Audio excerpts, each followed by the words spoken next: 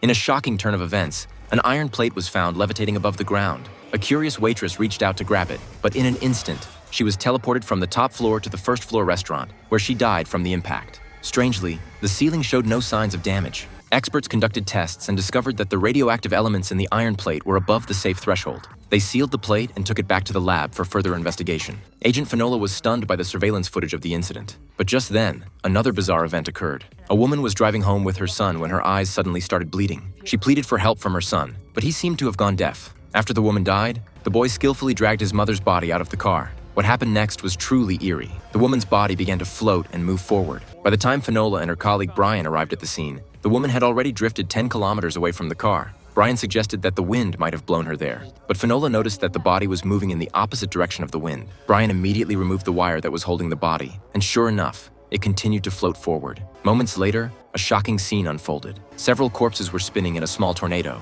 as if manipulated by an unknown force. Finola arranged for the bodies to be taken back for examination. Terrifyingly, during the examination, one of the corpses suddenly opened its eyes, looked around, and then closed them again. Experts found that although the bodies had no heartbeat, their brain cells were highly active. They had thoughts, but were unable to express them through speech or movement. It seemed as though their lives were being absorbed by some mysterious entity from a distance. Finola suspected that this might be connected to the iron plate. Just then, Brian received new intelligence. On the day of the incident, a boy was also in the car, but the woman did not have a son. Through investigations into the families of the corpses, they discovered an empty house. A photo on the wall showed the boy, and it appeared that he also had a sister. But how did the boy end up in the woman's car? Later, Brian found the floating corpse of the boy's mother outside the house. Behind the house, they discovered a pile of debris, and the radioactive material there was also severely above the safe threshold. He quickly stopped Finola from approaching to investigate and swiftly contacted the boy's sister. Shockingly, the girl revealed that her brother had died in a car accident 6 months ago. She also mentioned that before the incident,